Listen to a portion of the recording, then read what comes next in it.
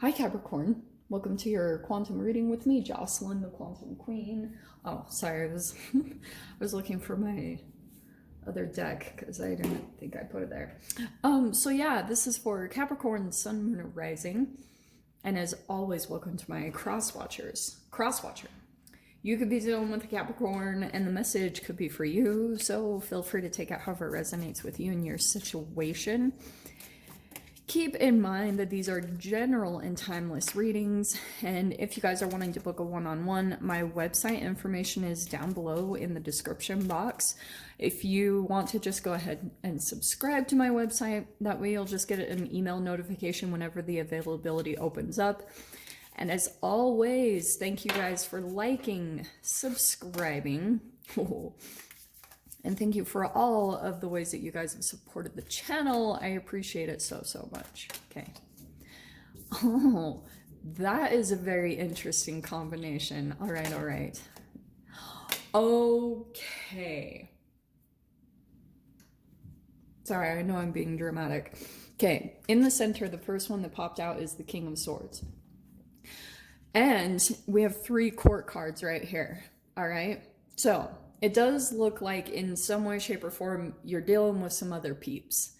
But this is my third party situation. So I'm going to break it down for you guys. So, however this plays, this doesn't have to be a romantic interaction, although for some of you, it's highly likely. Okay.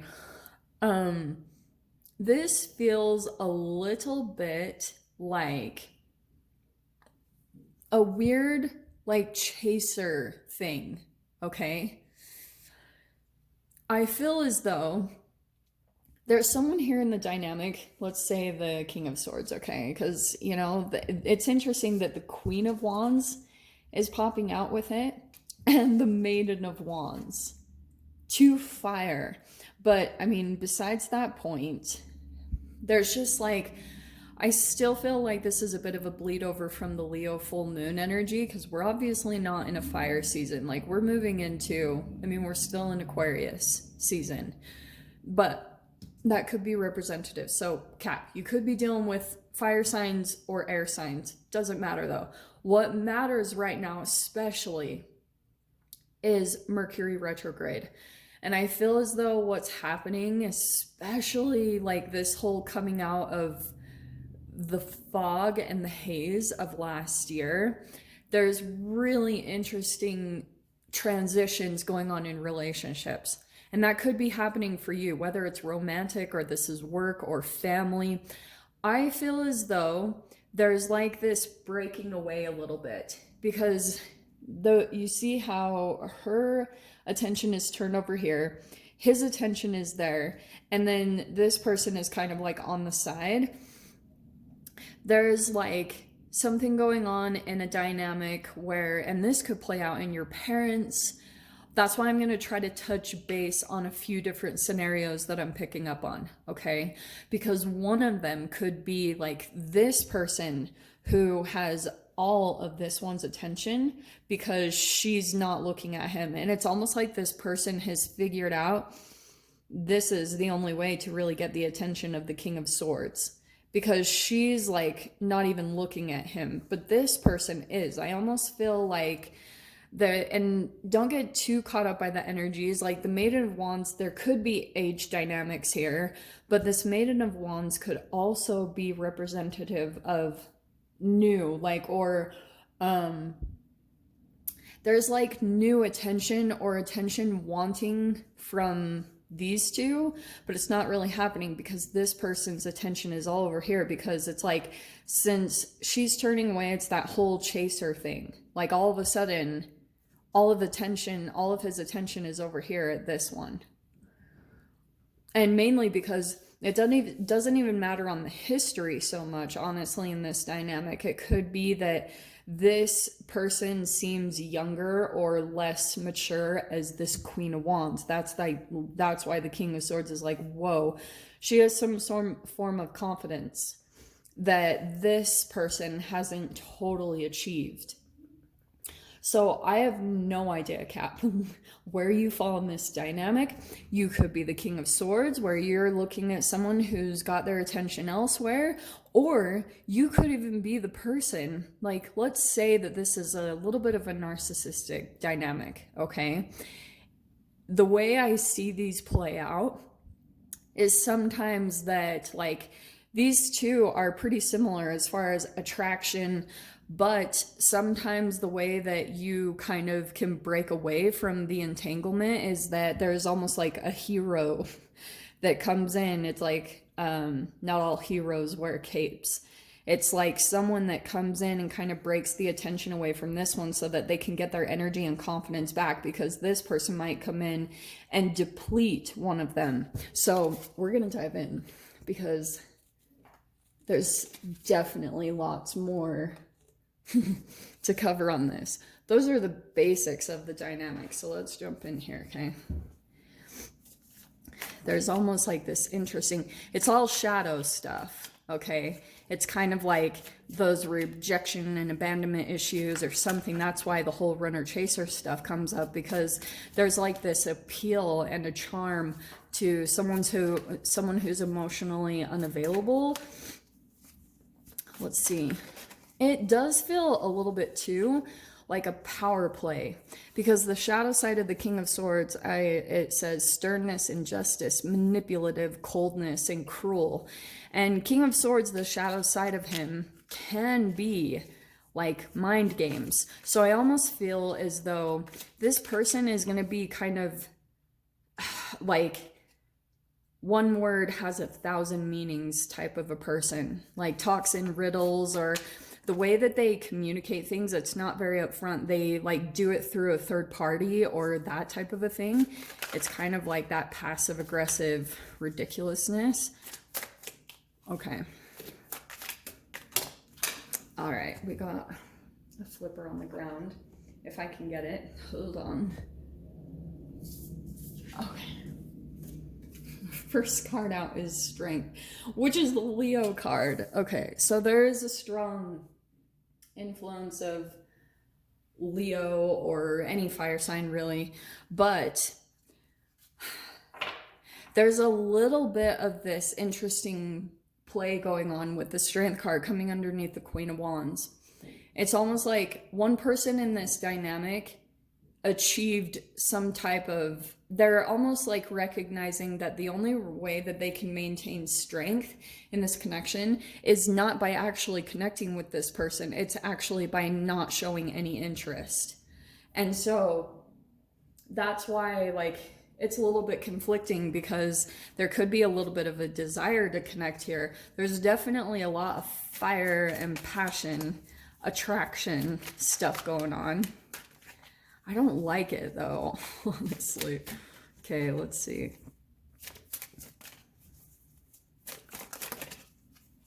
Ten of Swords, that's why. That's exactly what I was saying.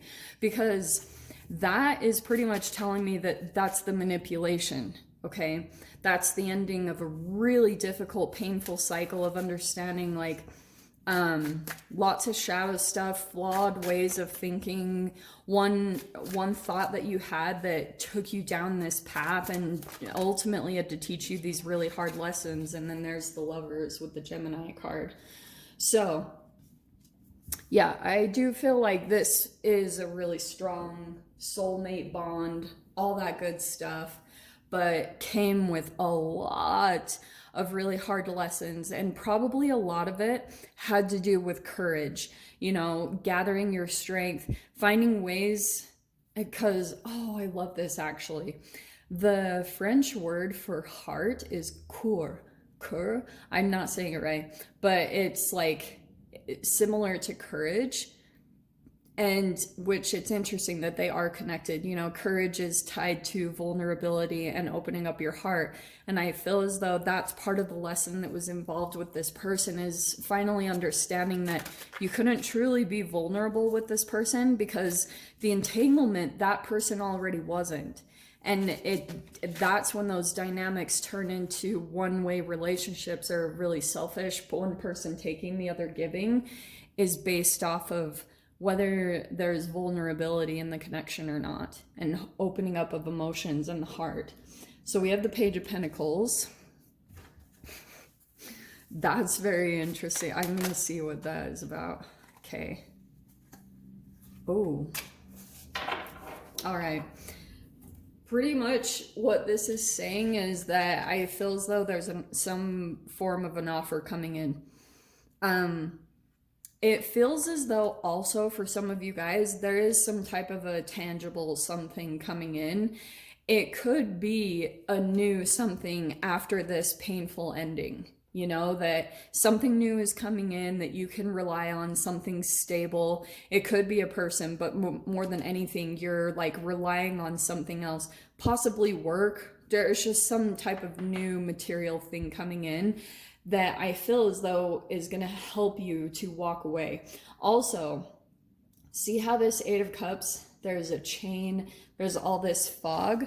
I feel as though like there's a lot of confliction in the walking away process, because at times, just because of the Ten of Swords, there could have been so much manipulation and totally different sides of this King of Swords that you saw, that it's confusing which reality you can really like believe or not, because you're seeing so many false truths and so many things, but you saw two completely different sides of this person. That's why you might not have just been dealing with a Gemini, but this lies in all of us, like a little bit of two sides of a person. And that's what I feel like you were dealing with this person. Like you were dealing with, you would see one side of the King of Swords, which was very confident, analytical, honest, intellectual, and that part was probably very attractive. But on the other hand, like when the shadow came up, when it was like cruel and cold and very manipulative and trying to like really distort your reality, that's why this process is a little bit challenging, because you're having to kind of see through like the confliction of, was this person really good? Am I right in walking away? And trying to just find your reality. And that's why it's important for you to have like something stable to ground you, or some type of earth-like energy, which is your energy, but that is gonna ground you enough to see the clarity enough to walk away, okay? There's like something that you're holding on to, because the Nine of Wands, it's like, this has been really difficult, and as you're walking away, it's interesting that you have to you probably have quite a few walls up, not really knowing who and what to trust. And that's the process right there. So I don't know where you guys are in this. I just have to touch on all the energies based off of where you guys are at and this little bit of vortexual energy here. Also, some of you guys, if this is a new entanglement coming in, I'm just going to let you know, if you know that there's a third party involved, don't even go there, honestly, because what it's going to bring is another like hard lesson. A lot of looking at yourself, looking at shame, guilt, like going into taboo relationships in the first place.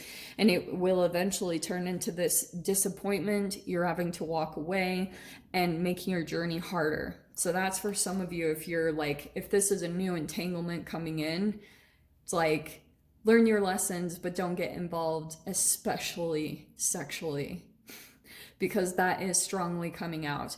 But if this is like a work dynamic, remember the lessons from the past, because I feel like this could possibly be a repeat of something, okay?